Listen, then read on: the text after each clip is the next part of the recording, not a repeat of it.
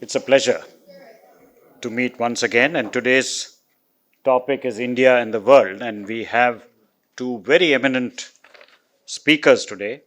We have two former ambassadors and foreign secretaries. I have pleasure in introducing them to you. Mr. P.S. Raghavan. Ambassador Raghavan is a former diplomat and is now chairman of the National Security Advisory Board. As a diplomat, he has been posted in the USSR, Poland, United Kingdom, Vietnam, and South Africa. He was India's ambassador to Ireland, the Czech Republic, and to Russia. From 2000 to 2004, he was Joint Secretary in the Prime Minister's office, dealing with foreign affairs, defense, national security, space, and atomic energy.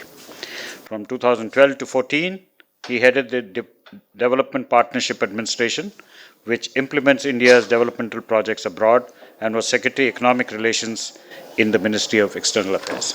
Most welcome, sir. Will you please join us? Yes, please. I have pleasure in introducing Mr. Vijay Gokhale. He joined the Indian Foreign Service in 1981.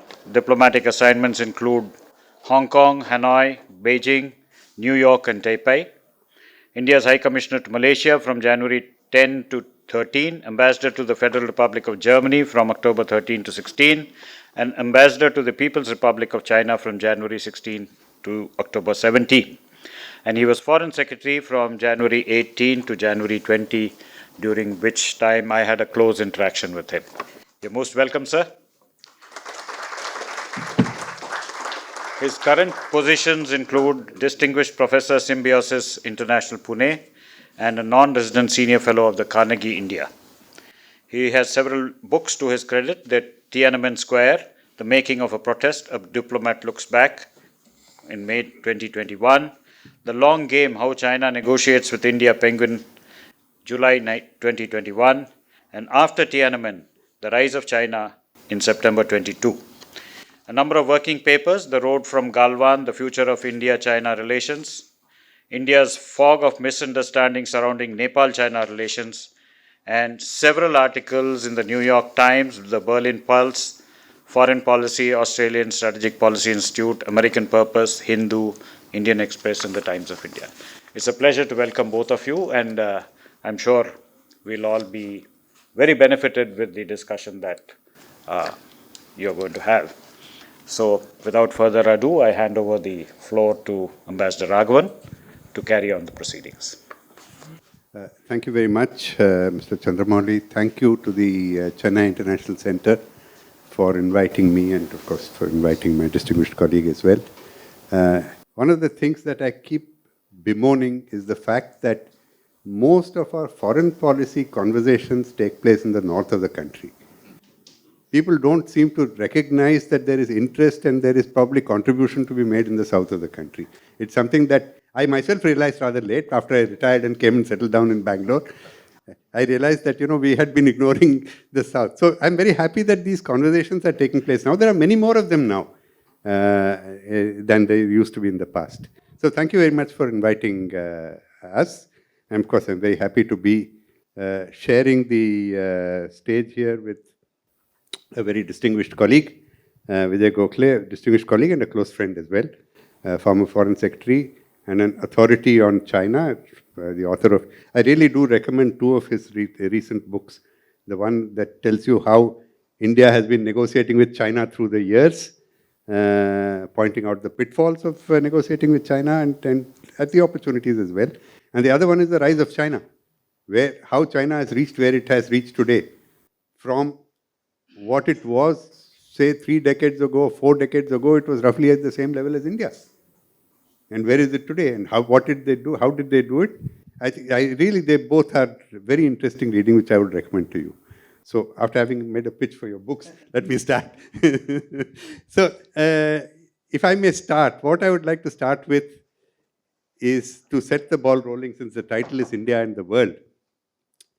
I want to identify 3 contestations in the world that we see around us today, and 3 trends in this post-Cold War world. And that hopefully will set the ball rolling for our conversation. So, what are the three areas of contestation? The first is obvious, a no-brainer, the war that is taking place in Ukraine, Russia versus Ukraine. It is quite clearly a breakdown of a European security order, if there was one, post-Cold War. It may have had a local context, but it has had a global implication.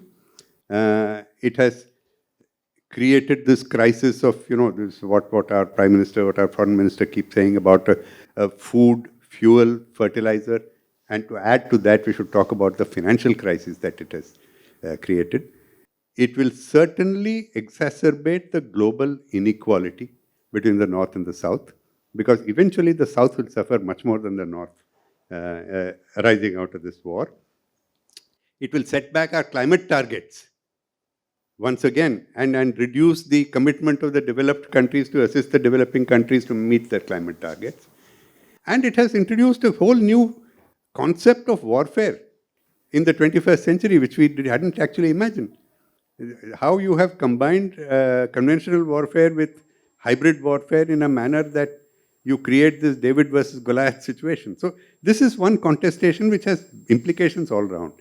Another one is to our east in the Indo-Pacific, where we've seen the rise of China, and the rise of China set in its wake, provided in its wake a set of developments which have created counter reactions. Our own problems with China have expanded and have sort of overflown, if you like.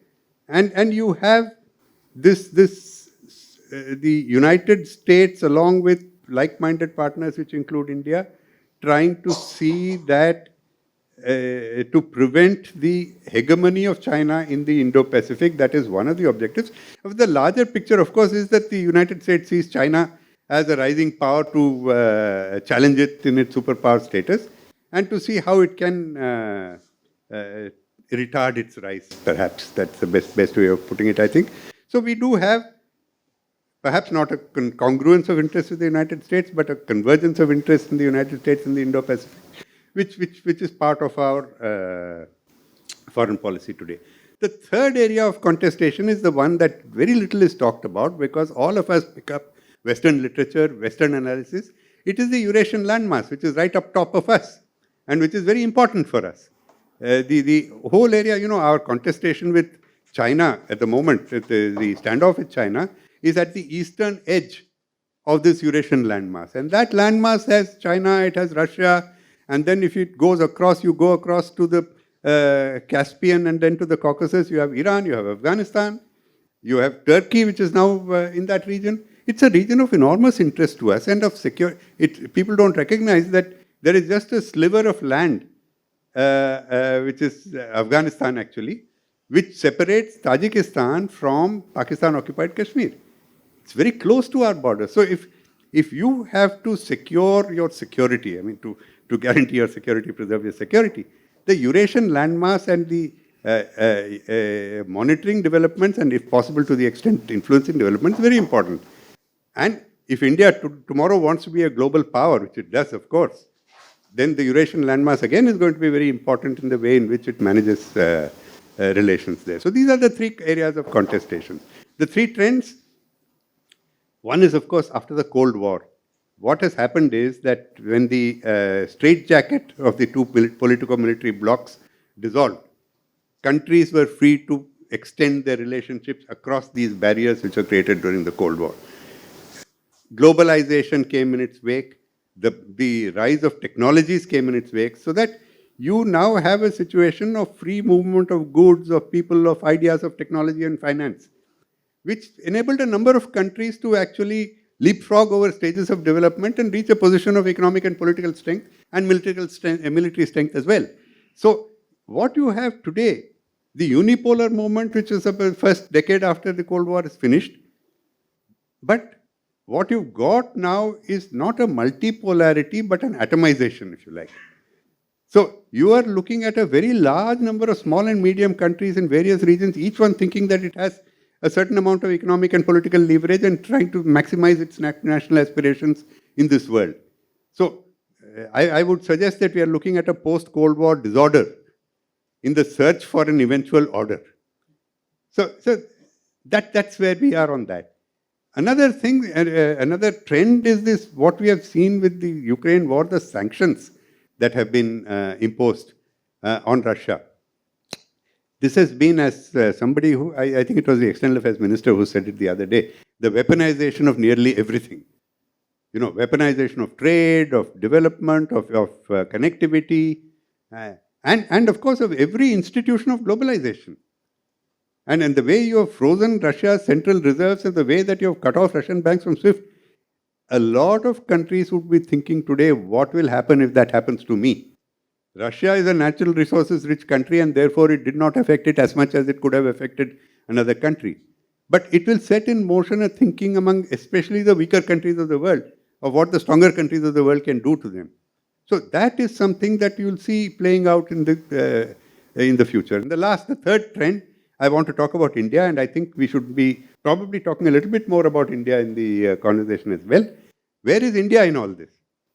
I think one of the things that India has shown in its reaction to the Ukraine crisis and the way in which it has navigated through these foreign policy challenges of today is that India has a certain stature. India is in a position today, as I said, the Cold War, the developments after the Cold War has also put India in a strong situation, where India is able to pursue its economic, political and military interest, defense interest rather, in such a way that it does not have to kowtow to another country or to succumb to pressure from another country to behave the way they want them to behave. It brings a number of opportunities as well when we talk about how to deal with China, how to deal with the United States, how to deal with Russia. I think that this is a new India that we need to be talking about, what India needs to do, what are the challenges before India, what are the opportunities for India in this situation that has been created. I will stop here and hand over to Vijay for his thoughts, and then we can probably carry on the discussion. Thank you, Raghavan, and my appreciation to the Chennai International Center for inviting us here. Let me just take up from what Mr. Raghavan said and talk about what I think are three critical relationships that all ultimately have an impact on us. As Raghavan said, we should after that talk about what the implications are going to be for India. And these three relationships are really the ones between the United States and China, between the United States and Russia, and between China and Russia. Because all three have a very important set of implications for us. Let me start with the US and China. I think it is now quite evident that the United States and China have an adversarial position that is structural. I think that it is not dependent on which president gets elected in 2024, because irrespective of whether it is a Democrat or a Republican, there is a growing sense in the American establishment that China is the long-term challenge for the United States. And conversely, in China, the Communist Party has come to the conclusion that the United States represents an existential threat to the party's continuation in power. Now, this was not new because even Mao Zedong cautioned against what John Foster Dulles, Secretary of State in the 50s, called peaceful evolution. But the anti-US sentiment went subterranean in the 80s, the 90s, and the early 2000s because China needed US capital, technology, and talent to develop. But now feels it has enough of what they call comprehensive national strength, which is economic, military, as well as socio-cultural, to take the United States on. So what we are looking at, in all probability, is an increasingly combative relationship between the United States and China. And these are, after all, the two largest economies in the world and much larger than almost any other economy. So when these two states are in a combative relationship, it is bound to have an impact across the board, financially, militarily, economically, geopolitically on us. Now, of course, that is not to say that they are in a conflictual situation or that there is hostility across the board, because clearly in some areas like climate change, and even in some cases in terms of food security, in terms of the strategic, the nuclear issue, these are the two countries which will probably more than anything else have to work together, who will have to work together to see that we don't go on to the brink of war or chaos. But the sense in both countries that in the United States, that as China develops, it will become more like us, and the sense that the Chinese had that the more we develop, the more we will become part of that high table which the US presides over. I think both these beliefs have gone out of the windows in the respective capitals, which is Washington and Beijing. And I think both see elements of where they can't reconcile their views and the views of the other side. So we are in a situation where the United States and China are going to be increasingly combative in the coming decade.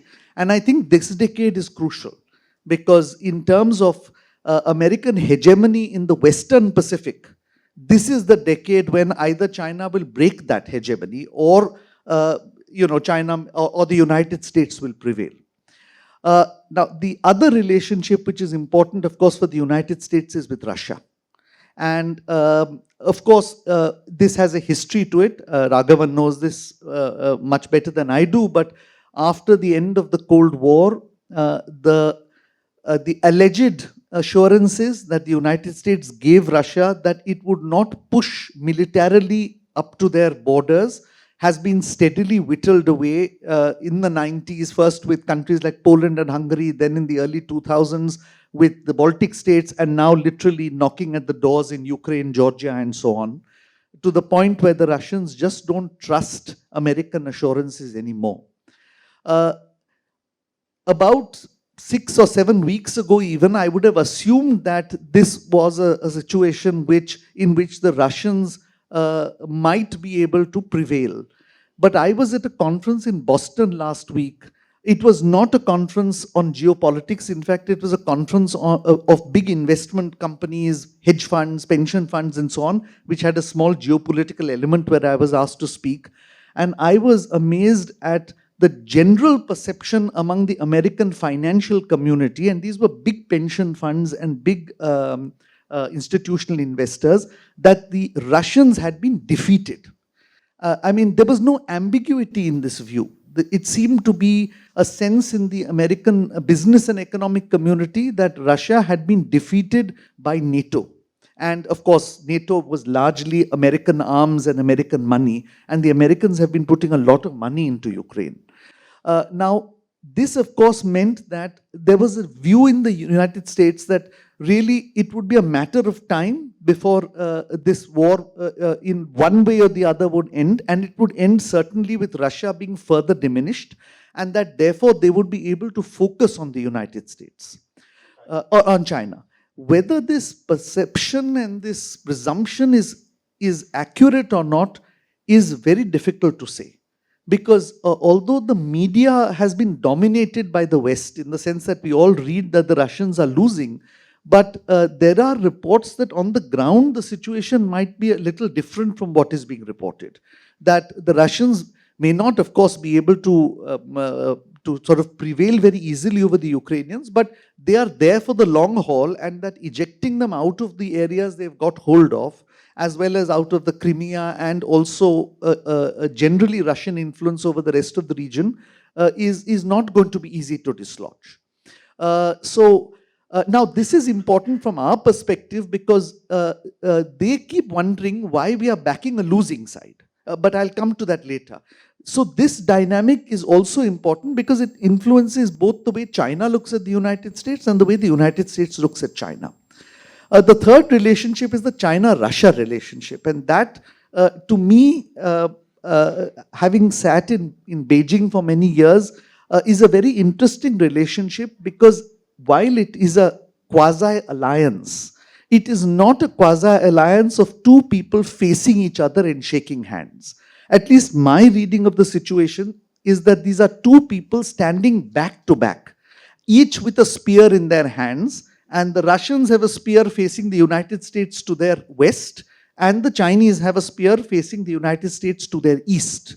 And effectively, in that sense, it's an alliance where each one is minding the other, because if the other were to fall, so to speak, it would endanger their own situation.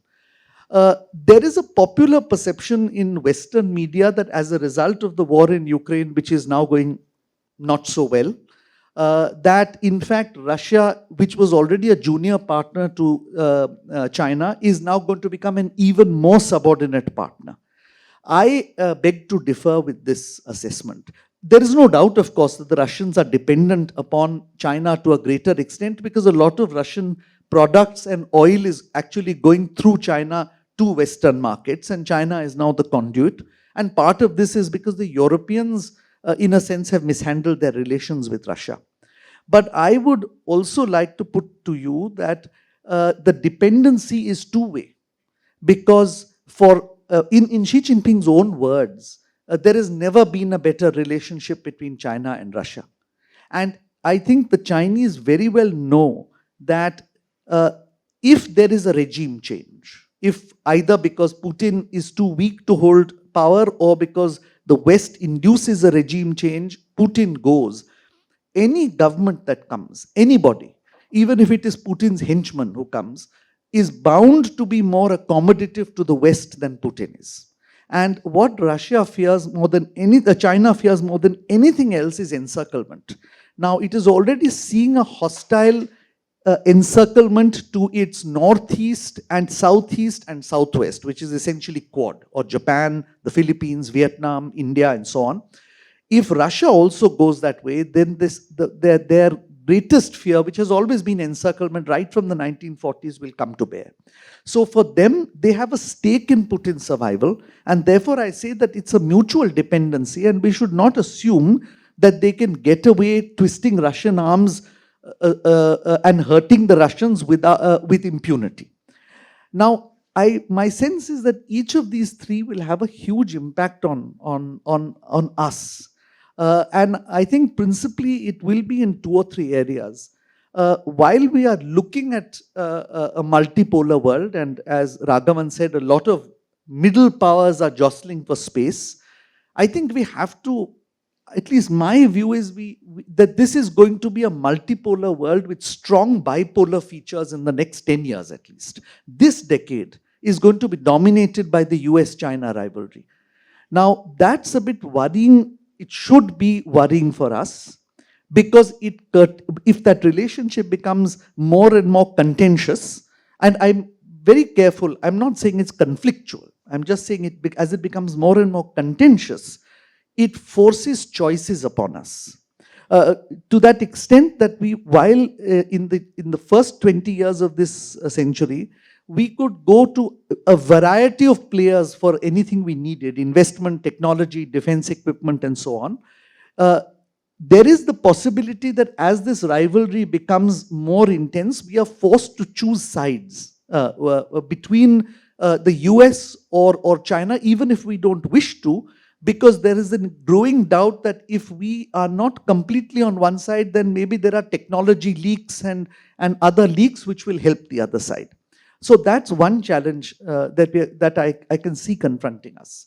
The second challenge is increasingly in the Indo-Pacific, which the previous, I would say from Prime Minister Vajpayee's government through Dr. Manmohan Singh to Prime Minister Modi, the focus has shifted from the continental to the maritime. And we are going back to the pre-1800 situation where the maritime domain was where India's prosperity came from.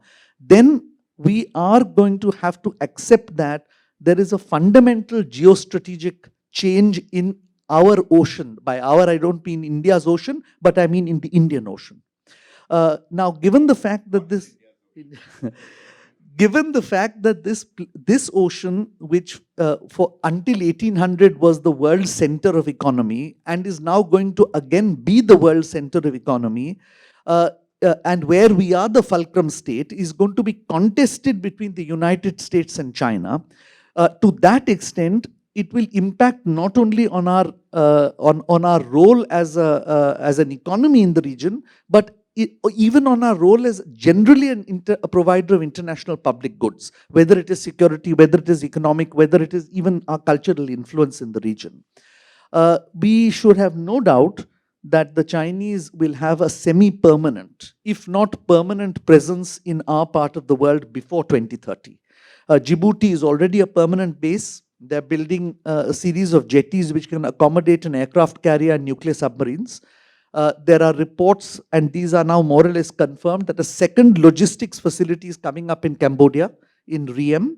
And there are also rumors that in the Comoros Islands, there is a sort of naval base or a naval facility. They never call it a naval base, is coming up. So effectively, this means that that Chinese ships, for the first time, besides a permanent American presence at Diego Garcia and in Bahrain, we have another major superpower which has a permanent presence. And this has an impact on India. So we are going to face a challenge in the Indo-Pacific. And how do we protect our interests? The third is, on the line of actual control, I can only see increasing pressure mounting on us. If you read Xi Jinping's speech at the 20th Party Congress, he has very clearly said three things which ought to raise some amount of concern or interest or whatever you want to put it. One, he has said he is going to increase China's strategic deterrence, which means there's going to be a qualitative and quantitative expansion in nuclear weapons. Now, that changes the nuclear balance in all of Asia. Second, he says that China is going to enhance its maritime capabilities. I've already spoken about that. The third, he says China is going to enhance its technological capabilities and special forces to win local wars. And this is a well understood phrase among those who have dealt with China to mean the border, boundary issues. Now, it doesn't just mean India because they have many boundaries, but it does mean that they will scale up the quality and the quantity of forces in our border areas, and therefore any de-escalation might be either temporary or not as wide-ranging as we can think about. So that, I think, is the third big challenge. The last big challenge to my mind of all these three relationships is on the technology side. I think the Chinese genuinely feel, and from my reading of the situation, it perhaps is also true, that in many of the new areas of technology, quantum computing, artificial intelligence, robotics, electric vehicles, storage solutions, the Chinese research capabilities and R&D is, if not equal to the United States, certainly maybe half a generation behind. Which is very creditable considering that they barely had a scientific establishment 30 years ago.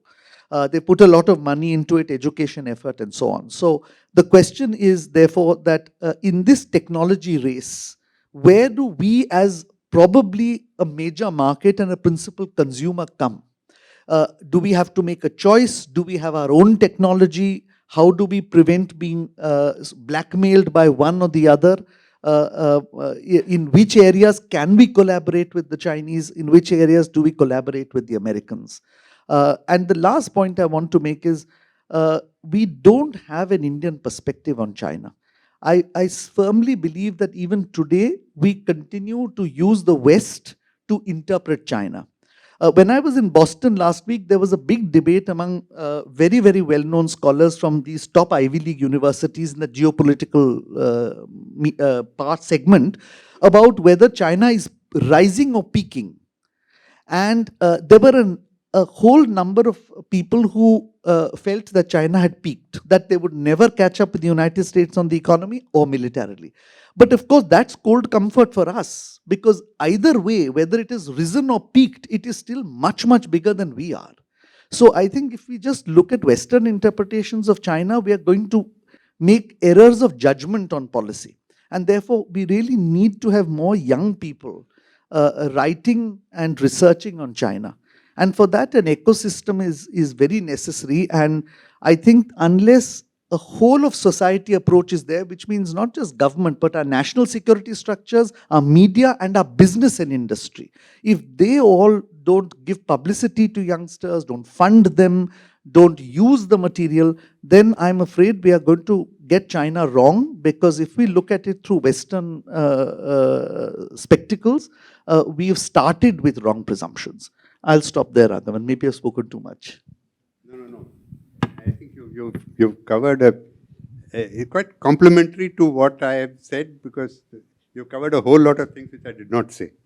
But I'll start with the last point that you made, that we do not have an Indian perspective on China. I would widen that to say, at the risk of controversy, that we do not have an Indian perspective on the world. You know, most of the analysis that you see in our think tanks, in our academic institutions, is all taken from Western writings. Now, you know, geopolitics, people have forgotten. Geopolitics, one half of it, in fact, more than a half of it, is geography. So, how you see the world has to depend on where you see it from. So, people start analyzing India's behavior. You have analysis of India's behavior everywhere in Europe, everywhere in the US. And if you see our academic writings, they all pick up on that and extrapolate from there. But, you know, India's own geopolitics depends on India's geography, India's history, India's culture, what we have experienced, what we have done with the world around us. And if you have to explain India's behavior, you have to explain it on the basis of how the world looks from India. So it's not only a China problem, it is actually a world problem, which I think we need to be addressing, and particularly today. If you see the reaction, India's reaction to the Ukraine war, to Russia's invasion of Ukraine, you know, the number of comments that have come in India are closely echoing what you see in the West. So somebody will tell you, no, should you not stand on the side of democracy against autocracy? Wonderful. Then they'll tell you, you know, tomorrow if China comes and attacks you, do you think the Russians will come and help you? To which my answer is, do you think the Americans will come and help? But that's a separate issue. So, no, so, you know, you have a whole range of templates of analysis which are taken from the West. And I think we need to build our own view of India's geopolitics and geopolitical view of the world from India. And the assessments have to be made on the basis of that. The other point, very important point that you made, that, you know, you are looking at probably what is developing in a multipolar world with bipolar characteristics, which is an excellent way of putting it. And I would say that what we should work for is increase the component of multipolarity in it and reduce the component of bipolarity in it, to the extent, to the distance in time possible, until we build up our comprehensive national strength, to use a Chinese expression, but it's a correct expression actually. I mean, I think we need to really work on our comprehensive national strength in order to reach there where we want to reach vis-a-vis China and vis-a-vis the world. Now, the other comment I'll make about the views that you said that you found in America, that Russia is defeated. Now, it's a very peculiar kind of expression. You know, are you saying Russia is defeated, or are you saying Putin is defeated? Because we have now got to conflate Russia with Putin and Putin with Russia. Russia is that huge landmass which is on top, the largest country in the world. It is still the world's biggest deposit of natural resources. It's still oil, gas, power, oil, gas, coal, uranium, everything. So actually one needs to see, and you're not going to wish away Russia. You can wish away Putin, maybe not, I don't know. But you see, the world and we have to think about what kind of defeat is meant. Now, you said, for example, about what Chinese concerns are. If there is a regime change in Russia, even if it is somebody whom Putin has put behind, or that China will have a problem. You look at it from another perspective. If there is a regime change in Russia and you get somebody with less iron control than Putin over Russia, what happens to Russia? You know, you remember the Yeltsin era when Russia was actually being torn apart by centrifugal forces, which were political, economic, social, and separatism. Now, if you look at that coming back in a weak Russia, can you imagine Chechnya, Ingushetia, Dagestan, and all these various Caucasian republics breaking up and infecting Europe? It will create hell in Europe. On the other side, can you imagine Central Asians? You know, you have this already volatile mix of Afghanistan and Iran now, with Turkey playing around there. And if Central Asia also sort of separates and becomes a hotbed of terrorism, where are we? And where does it leave China? It gives China a wonderful opportunity to enter. So you're talking about an encirclement of India maritime. You'll then have a perfect situation of an encirclement of India on the land.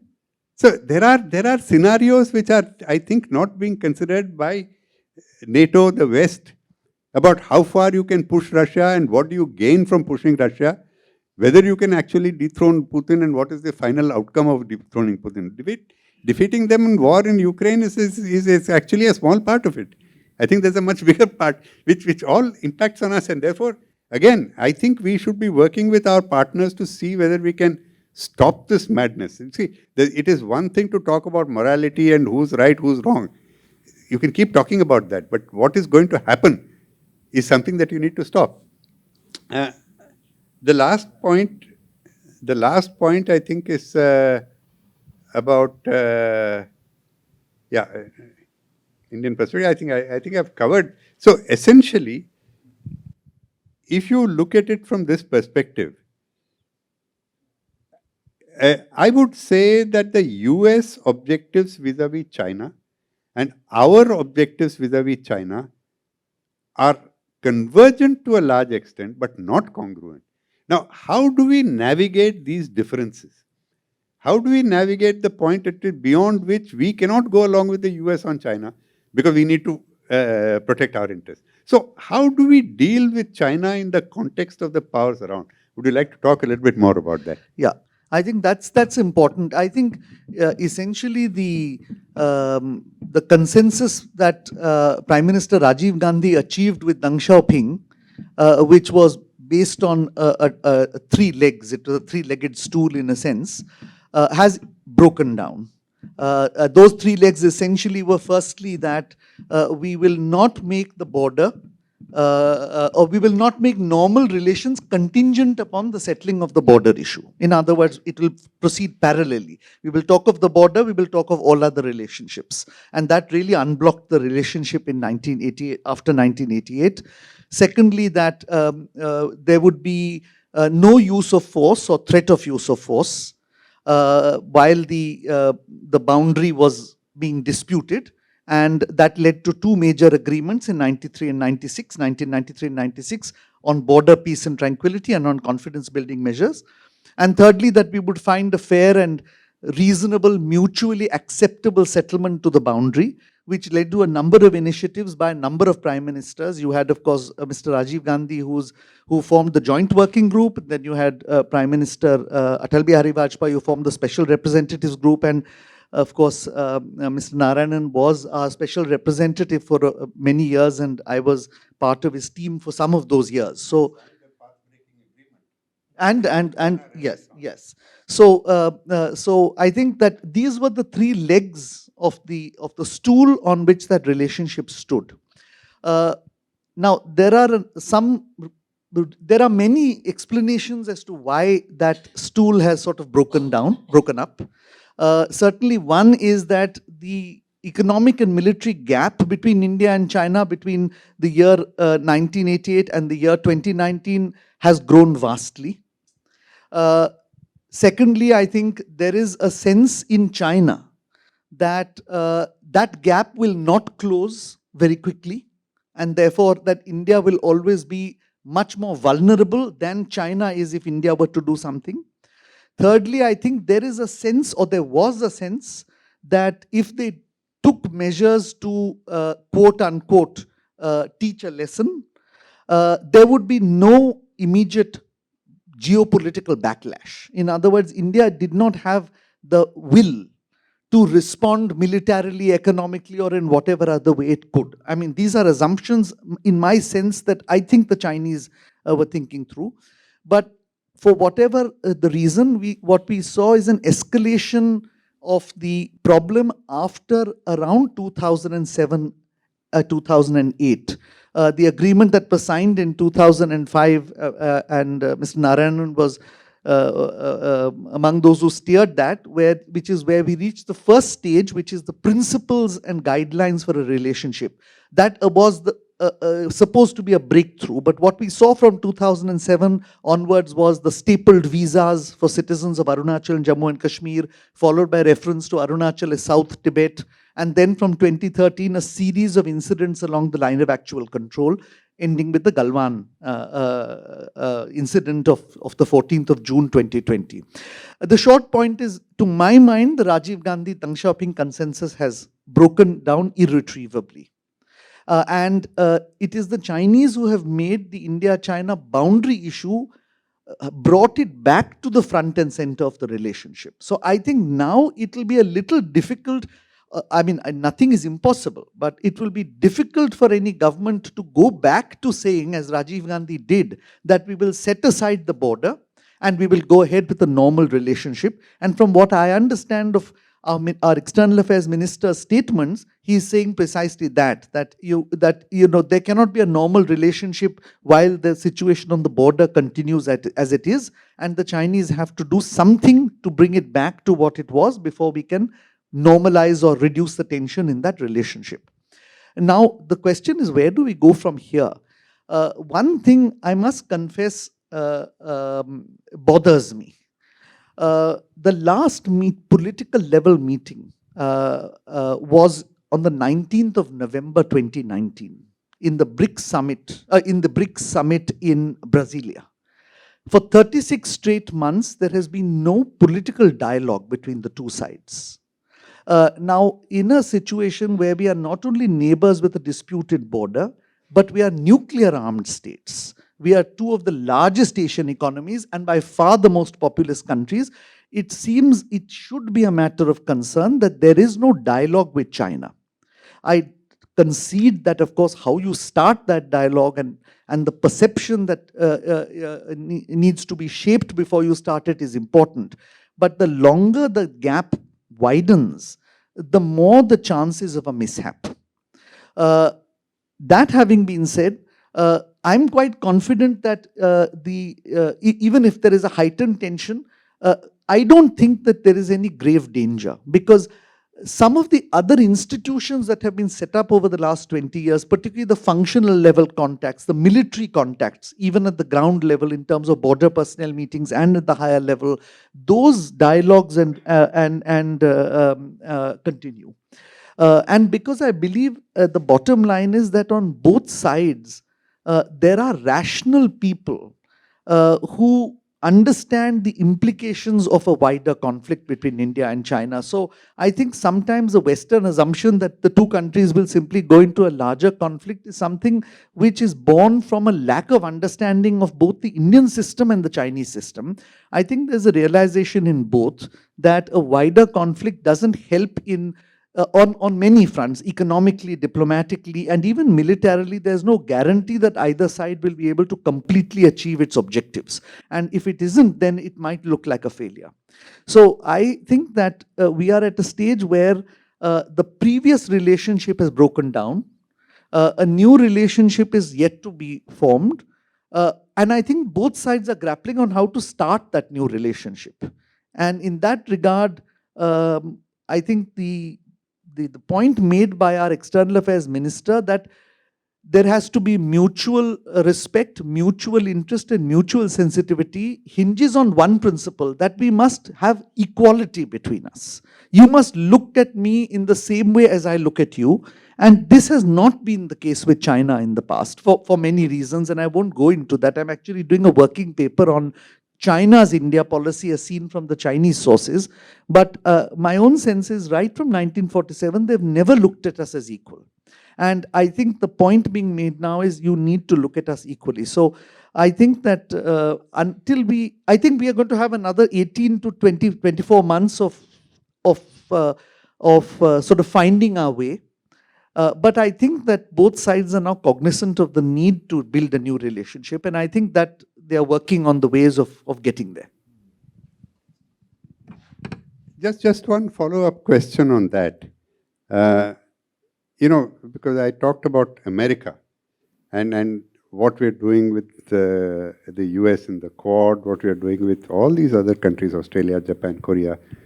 Now, all of these are intended to keep the diplomatic pressure on China to prevent it crossing certain lines in its international behavior. Now, my point is that at some point of time, our perspectives on this and the perspectives of these partners may not converge entirely. How do we envisage this situation and how do we deal with this situation? I mean, how do we deal with China a little differently from the rest of them are doing? Because, as we said, because we have with China, we have China on our maritime side, we have China on our continental side as well. Yeah, that is the question we should really be looking at, because the problem, or not the problem, the issue is that the remaining three members of the Quad, that is Australia, Japan, and the United States, are treaty allies of each other. In other words, they are bound to come to each other's defense if there is an attack on any one of them. But we don't have treaty alliances with any of the three. And we are unlikely to have treaty alliances even going forward with any of the three. So I think that our relationship and our whole way of looking at Quad is going to be a little different from the other three. I'm not sure that the Americans quite understand this situation. Trying to explain, I mean, I tried to explain this to them and a number of others also, that there is a difference between alignment and alliance. And alignment is where you, on an issues, on the basis of an issue or some common issues, you sort of tend to tilt in one direction or another because you have a common objective or common values or whatever commonality you want. But an alliance is a formal arrangement with a structure where you are bound to act in unison in certain situations. I think this latter situation will never well, never is not a good word, but it doesn't look likely that India will have a treaty relationship with the United States, but could be aligned to them on certain issues. But the Americans don't understand this differentiation. There is, even in the administration, for instance, there is a sense as to why are you supporting the Russians? When, you know, as Raghavan said, you're a democracy, your values are the same as ours. It doesn't even square with your position that the sovereignty and integrity of countries is the highest principle in diplomatic relations and so on. And therefore, they don't. They feel that if we are not totally allied with the US position, then you know, we are hedging and our own position is not certain. So we are going to have to navigate Quad a bit carefully. But the other point I wanted to make is that we seem to have got a little exuberant over an arrangement which actually at this moment is nothing more than an idea. In these five sort of verticals which were identified at the last summit, critical infrastructure, resilient supply chains, maritime, cyber, and I can't recall the fifth one. If you look at the text of the joint statement that the four leaders put out, the one president and the three prime ministers, there is no financial commitment at all. It's a lot of verbal assurances that things will go in a certain direction, but there is no money put on the ground or on the table to say that here we are making a commitment to this. So I think that we need to see how Quad evolves and not put all our eggs in the Quad basket. Of course, an important exclusion in that Quad statement is the word security. Nowhere does anyone want to talk about security, whereas the world looks at Quad as a kind of a security against China. So they're pretty coy about the way, and I think that itself expresses the nuances of differences between these four countries constituting the Quad. So I think we need to get the audience into this as well. So why don't we, how much time do we have? What is our time? Another half an hour? Okay. So why don't we get the audience into it so that we know actually what the audience is interested in and what they would like to comment on or interact with? Please, is somebody there to give a mic to them? Or maybe you can just speak, we can hear, I think. Go ahead. Thank you very much for this wonderful presentation. I was just looking at the topic, India and the world also means the Indian economic situation and the Indian business community in the world. If I just look at numbers in context to China, India's imports from China have only been increasing despite all the rhetoric and everything else that we've been saying. And I sometimes wonder if the Chinese were to hypothetically say that we are not going to ship to India, our supply chains would actually come to a grinding halt. Our entire PLI schemes would come to a grinding halt. Our solar and non-conventional energy programs and all the electronic industry being set up here would come to a grinding halt. So I think in many ways, India's trade from China in terms of its imports, not taking into account oil and precious metals, our imports almost constitute 50% of our imports are from China, and I can call Chinese surrogates because a lot of Chinese imports come into India through Hong Kong and even through Singapore, if I may say so. Whereas Indian market really constitutes less than 5% of the Chinese outbound trade. So that's how much we are reliant on Chinese products and goods. And I think while the government of India needs to be working on security and foreign policy, etc., I think the government of India also needs to be more proactive in getting the Atmanirbhar Bharat concept really kick-started genuinely and not the way we really see it at the present moment. Thank you. You had mentioned that Russia and China stand back to back, threatening the United States. The one thing, and you said Russia was very self-sufficient in all the natural resources. The one thing that China and India have in common, a lack of, is water. Water will be one of the biggest challenges to the next century. Lake Baikal in Russia has 18% of the world's fresh water. Now, when you say that China is only half a generation, I'm sorry, I'm addressing multiple facets of your talk, but when you say that China is only half a generation behind US technology, that comes with money. Who's going to put money in China? Right now, the US is heavily invested in China. When Russia invaded Ukraine, all the American companies pulled out of Russia in very quick succession. If China doesn't have the US as its major trade partner, who is going to replace that level of income for it to go invest in its technology without its people starving? So that's one question. The second question, if the US puts an embargo and says, stop buying goods from China, the US can very quickly unravel their financial their companies in China and move it back to some other location. They already started under Trump, removing some of their stuff, their companies manufacturing from China to Vietnam, Malaysia. Who's going to invest then? Number one. Number two, who are going to be the buyers for Chinese goods? Then they would have to look at India, because next to the US, India is the largest trade partner. Is that so or not? I would like to know. And third, oil was mentioned as one of the major factors of, this contention in economics. That's one of the main reasons India supports Russia. But today there is the focus on electrical, everything going electric, solar, two alternate sources of power. India has the highest tariff rate on power compared to the rest of the world. So you are using the oil for part of it is for the nuclear generation for power. So unless that is addressed in India, how is it going to cut its dependence and its relation with both the US and Russia for oil? That's it. Yeah, I think the point you made is very valid. The one about the need to look at alternative sources for exports or imports from China.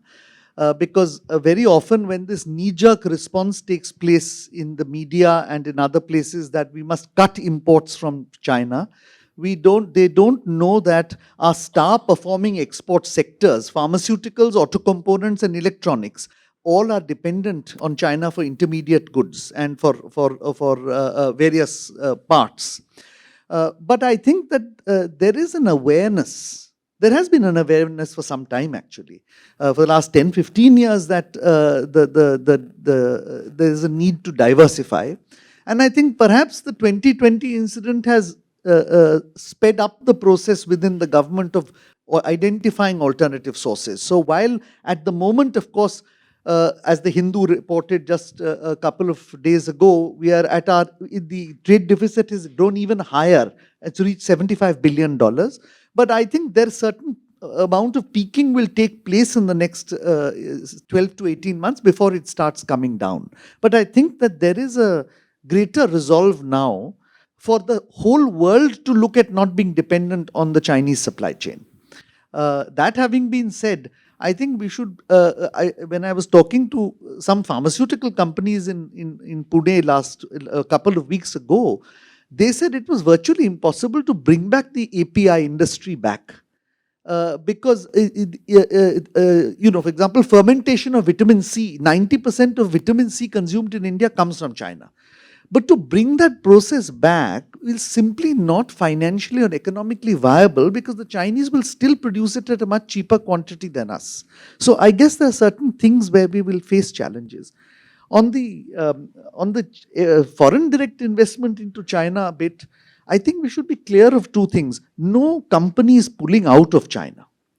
It is still the world's second largest consumer market after the United States, and probably will, as the standard of living goes up, it's now 11,000 or 12,000 US dollars per capita, projected to rise to about 20,000 by the end of this decade, give or take a couple of thousand.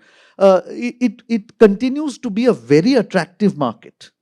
What they're talking of is China plus one, or not investing more in China. And that additional investment, we should not take for granted will come to India. That investment will go anywhere they get leverage. And the two countries, I believe it is actually going to. That is, if it had, instead of going to China, the two countries it is going to are Vietnam and Bangladesh. It is amazing how much of Western investment has gone into Bangladesh in the last 2 years, and most of it is the plus one of China.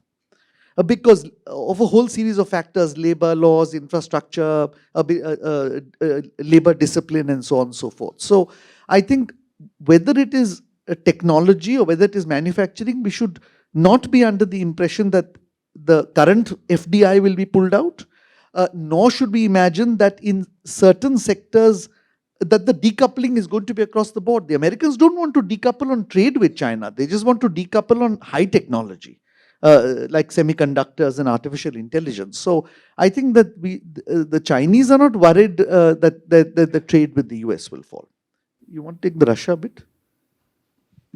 Yeah, but even about this Chinese bit that you mentioned, I don't think decoupling between the US and China is something that we should be wanting to see either. Because you see a decoupling, then you're creating the grounds for a bipolar Cold War, which is not what you want. And therefore, and in today's world, you see, even Russia, which is not as connected to the world economically as China is, except for natural resources, you found the limitations of sanctions. You found you could not impose sanctions to beyond an extent without hurting yourself.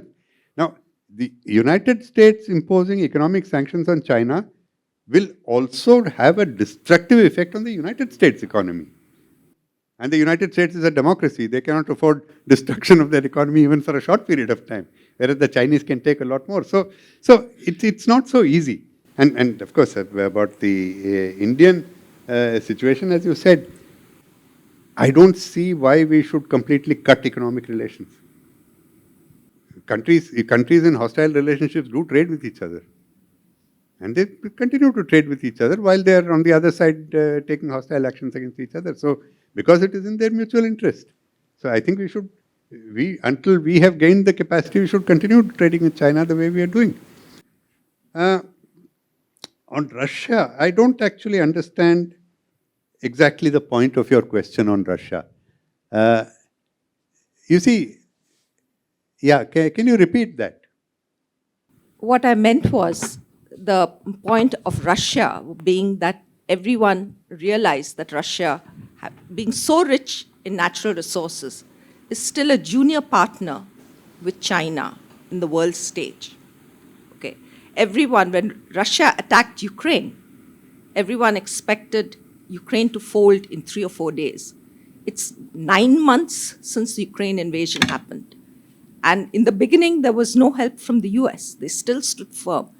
So it's a lesson to realize that what you perceive, the perception that you see of a country as very strong, the second most powerful nation, may not actually be as powerful as it is.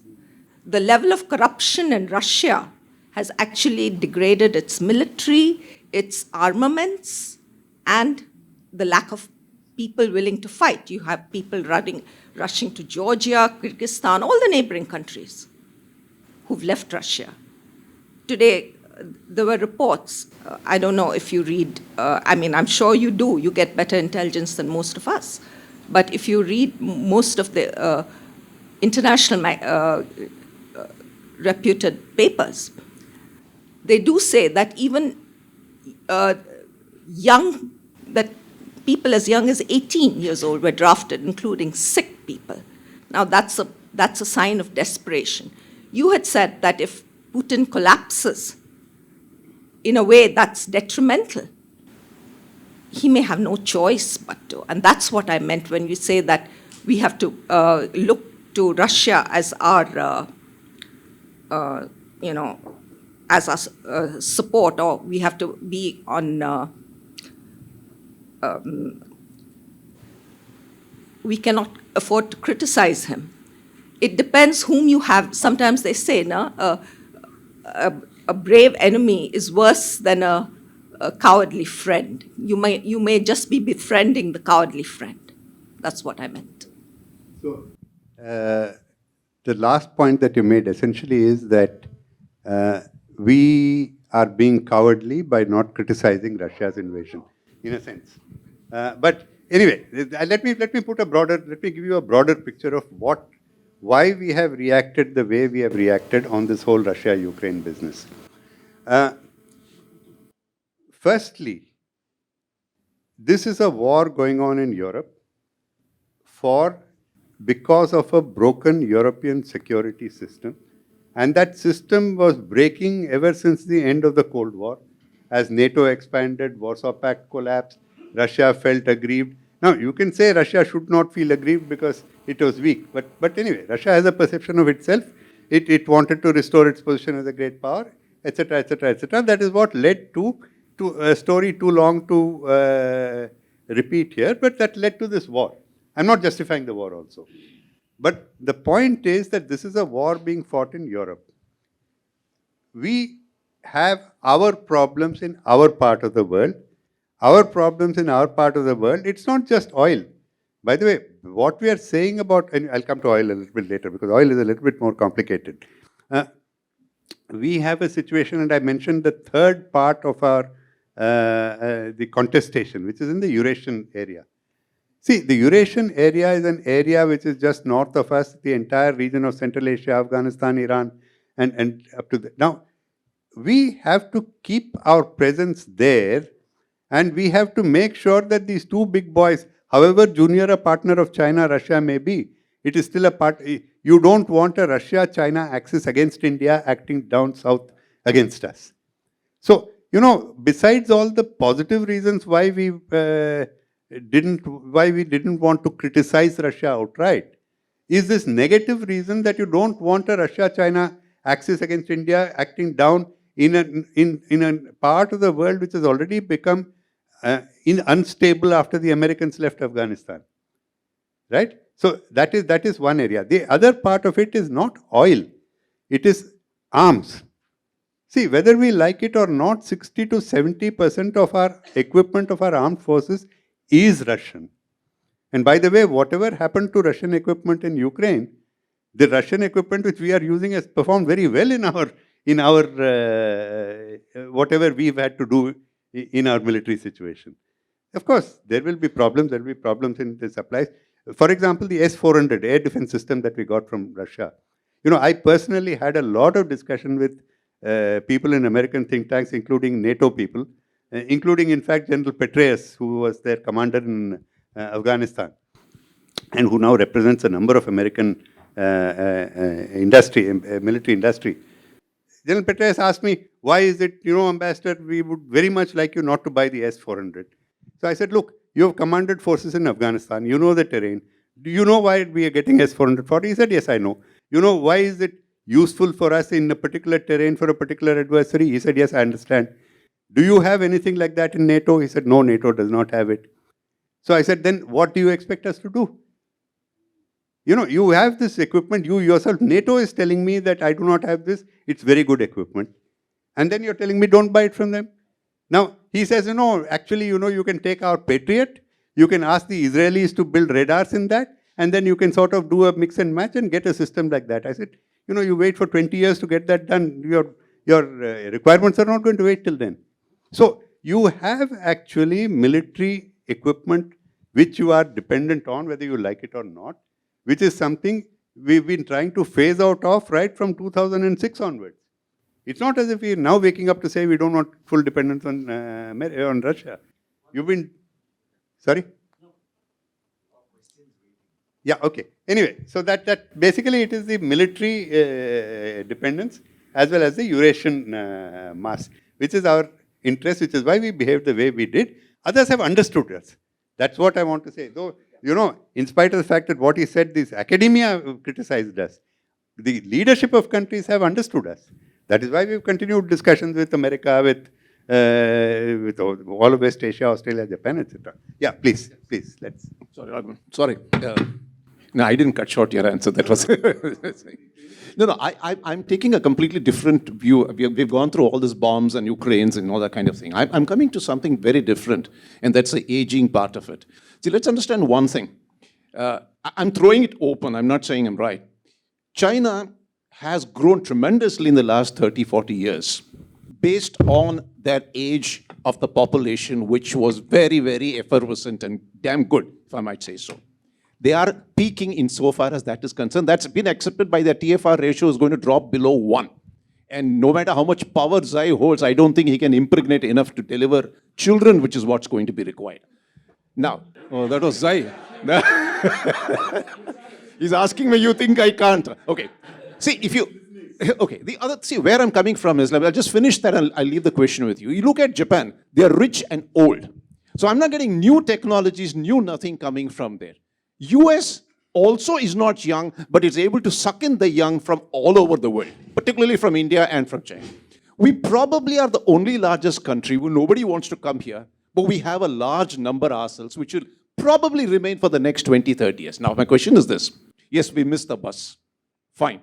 But now we realize what a bus means, which means technology, growth, thinking, unicorns, whatever it is. Do you think, therefore, we have something to offer to the world in the next 25, 30 years, which the world otherwise might not have? And that can have an effect between India and the world. It's a very tangential question, but I don't know whether it's not serious, right? Yeah, thanks. That's all my question, Raghavan. Namaste. Thank you both for very interesting perspectives. I lived in China for about 9 years in Shanghai. I'd like to first take off from where Raghavanji mentioned that there has been a bit of a problem, and you mentioned vis-a-vis China, but he expanded, about having an Indian perspective. And I'd like to understand why we had that problem, given your rich experience, and what might be, is it merely a resource problem, or is it something deeper, psychological? That's one. And second is, are we in a position to have a historical perspective on US on the one hand and China on the other hand, in terms of who is more sensitive, if any at all, to our national security interests? Are we in a position to be able to have that view right now, or is it still too early, or we don't have enough levers to get that information. Thank you. Just one question regarding the, that there should be an Indian perspective on the world.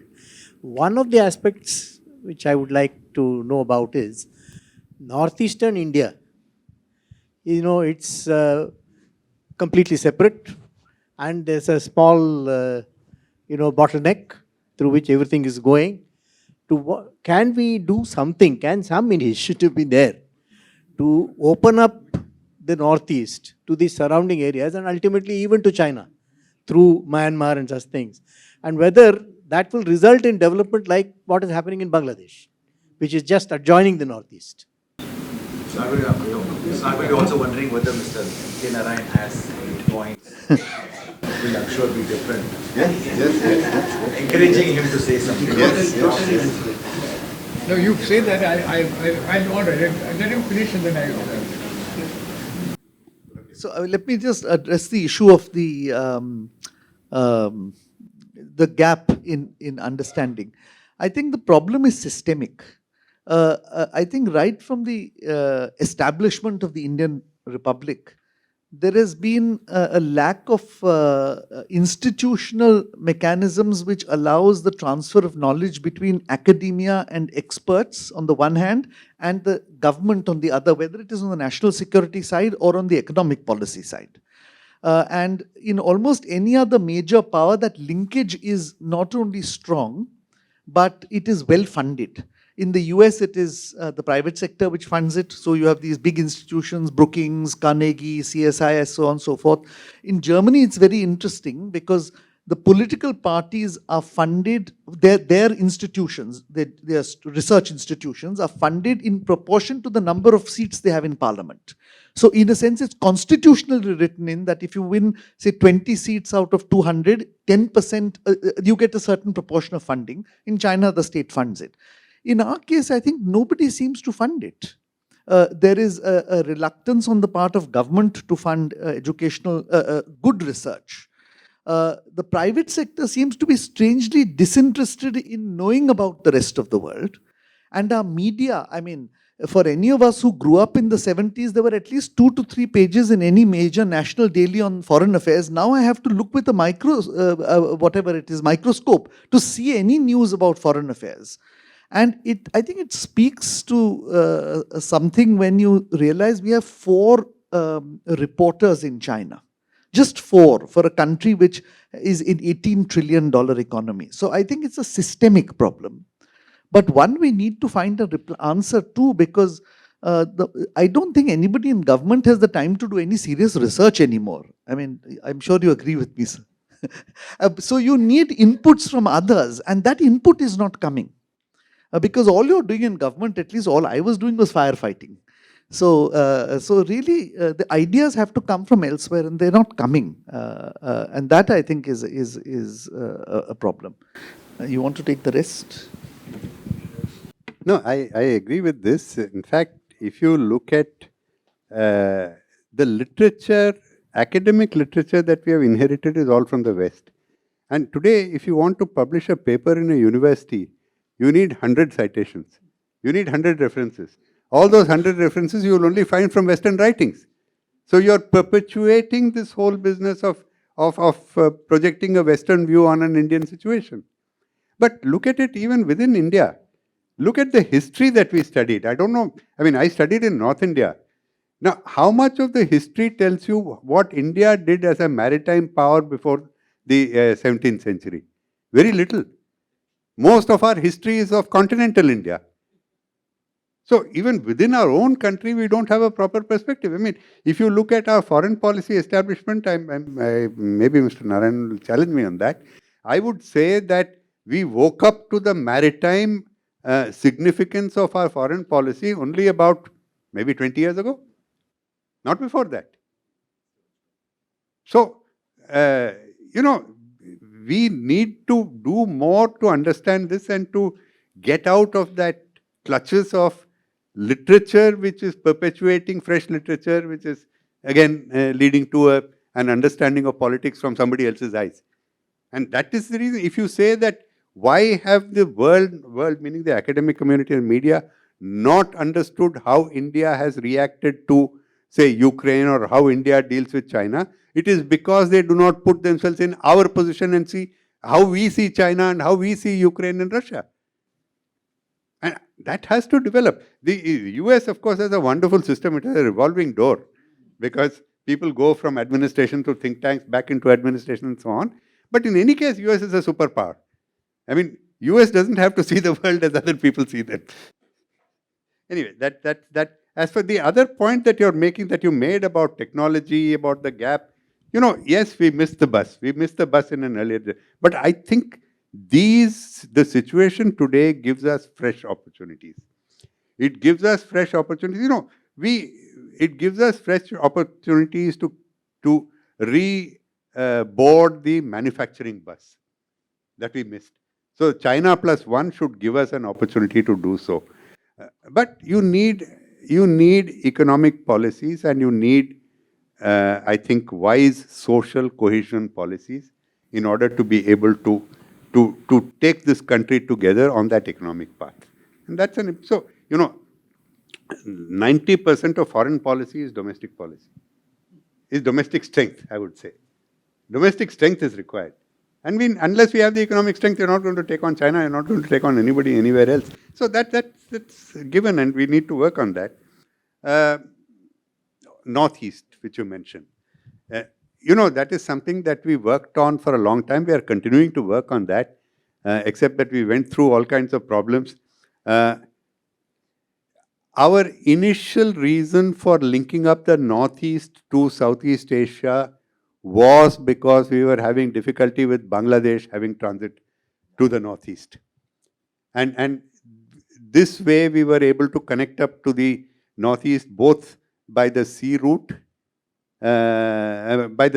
Basically, even the Northeast connection to India by the sea route was shorter and quicker than the chicken's neck and the problems that it gave. But it also opened up our Act East policy. So opened up the Northeast to the economies of Southeast Asia. The problem was that the Rohingya problem that came up in Myanmar really scuttled this. So the breakup within ASEAN, the problems within ASEAN really scuttled our efforts to link up the Northeast more totally with ASEAN. And I think it is an initiative which is continuing now. And of course, with the situation in Myanmar, it will slow down. But it is very much on the radar of our policymakers. You want to say something about it? I just want to supplement that on that. For a long time, there's only 100 kilometers separating India and China through Myanmar, northern Myanmar. Of course, there's a security problem in North Myanmar, but that probably might be resolved by and by.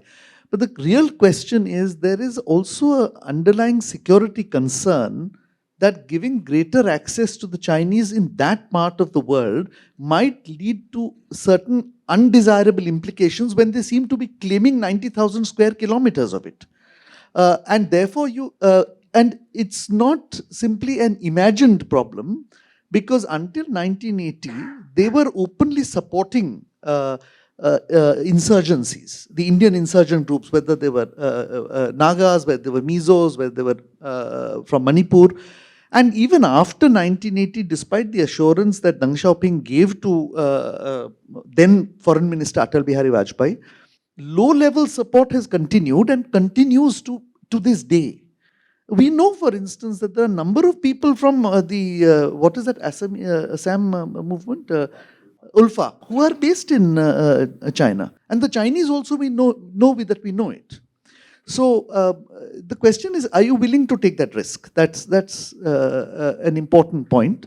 Nonetheless, I think the government is well aware that is it will open up the Northeast to a lot of business. So I guess it's a trade-off between economic and security requirements. Now, I'd like to get a perspective on the Chinese strategy of making friends through huge investments in infrastructure across Africa and also in Central Asia and so on. In some countries, it has not played out well in the sense that there have been loan defaults and takeover of projects and so on. But still, in the most recent conference of foreign ministers, while India stood out in not endorsing the Belt and Road Initiative, other countries were very much in support of it. So how do you think the strategy of China is playing out? I have a couple of general comments, and that is that for a world which is so dependent on the West for technology and for financing, uh, are quite happy that there is an alternate source which can provide that technology and financing without the political and environmental and social conditions that the United States and the Bretton Woods institutions impose. So in the first place, we need to appreciate that a large part of the world, the Africans, the Central Asians, the Southeast Asians, the Latin Americans, look upon China as a viable alternative which both gives them money and technology, but also gives them leverage to negotiate with the Americans and the Bretton Woods institutions, which would otherwise blackmail them. Don't build this dam, there's an environmental problem. Don't relocate those people, there's a social problem. All that, the Chinese say, we are not going to. So first is there's an increase in leverage. Secondly, while the West may say that Chinese tactics are predatory, and of course they are they any different from what the Europeans did in Africa in the 19th and 20th centuries? No. Or what the Americans did in Central America, the banana republics as they used to be called, Panama, Costa Rica? No. So I guess a rising power is predatory. And for China, they are concerned that the US has the capacity to interdict supply routes which are carrying vital energy and resources, because unlike Russia, it is a resource scarce country. So I guess they're securing that by any means possible, and they have the money to do so.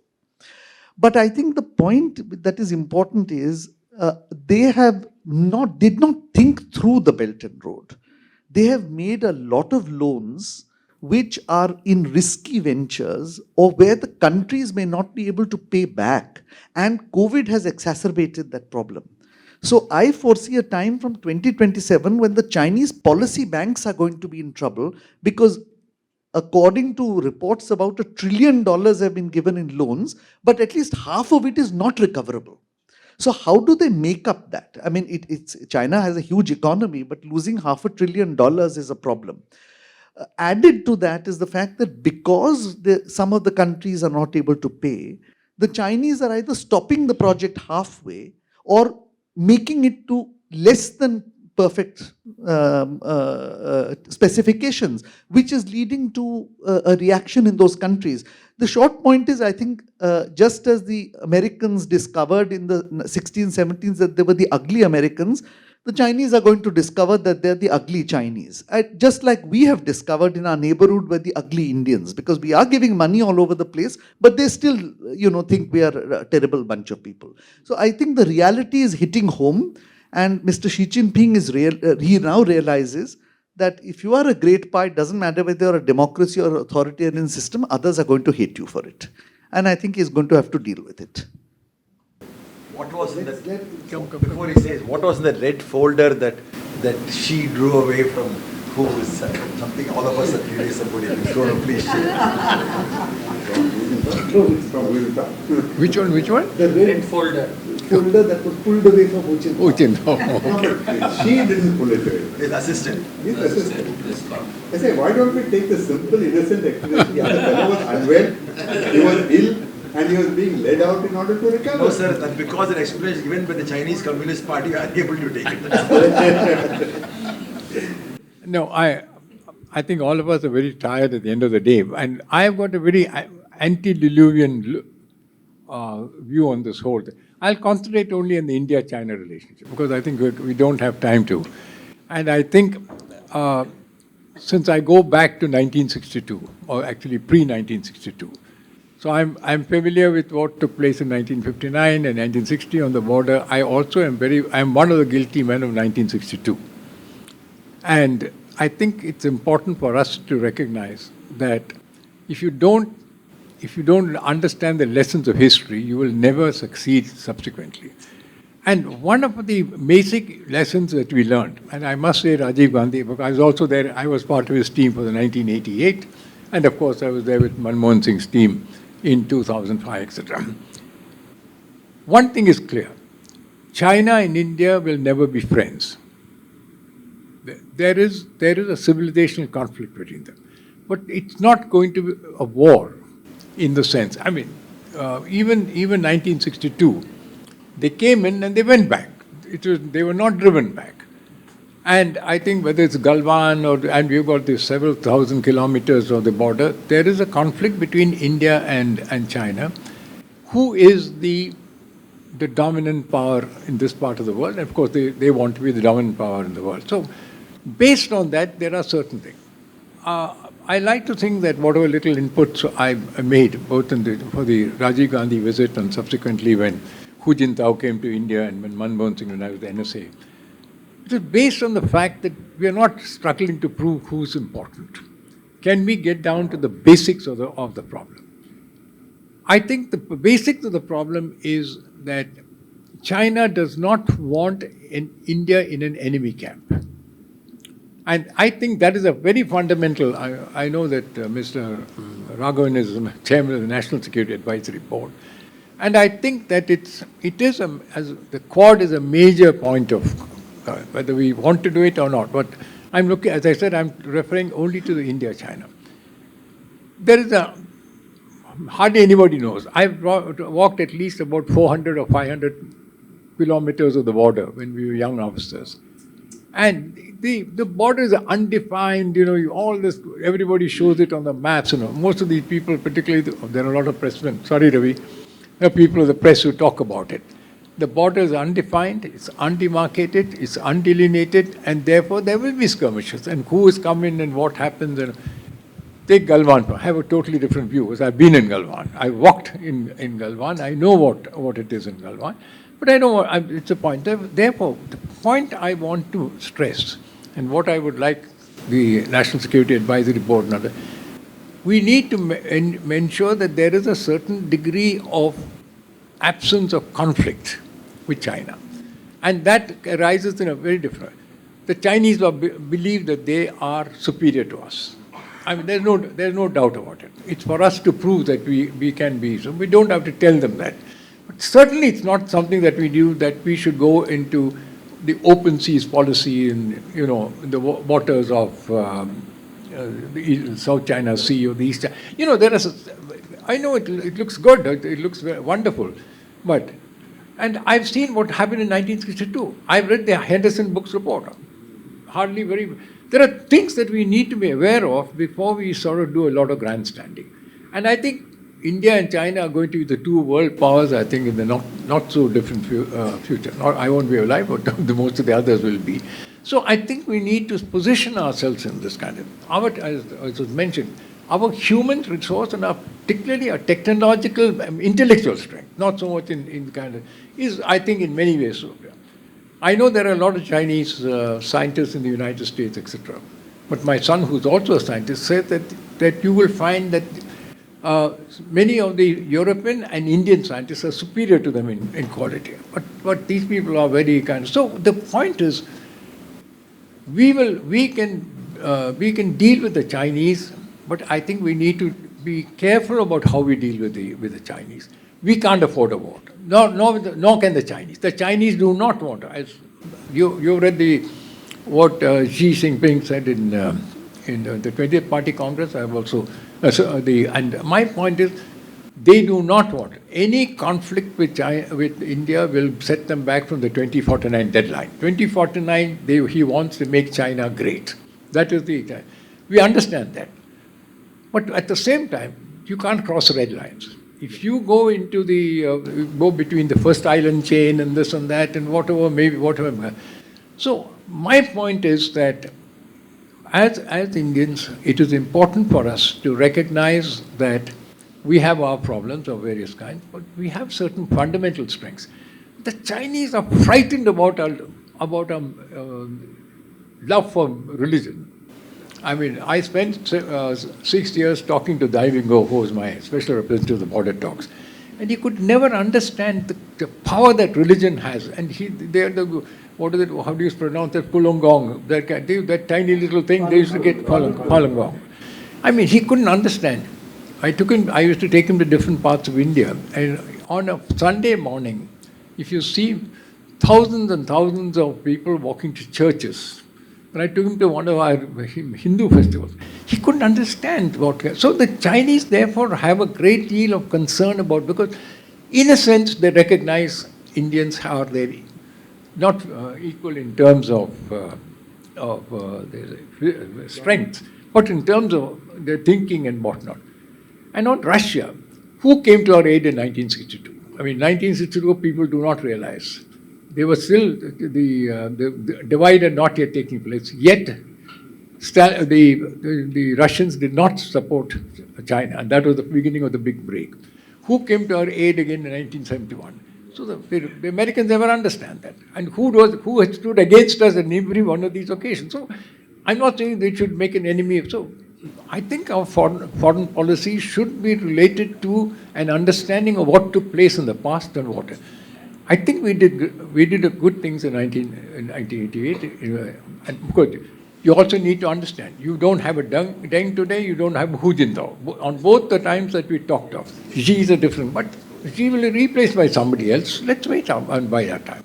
I think I talked it. I'm sorry for.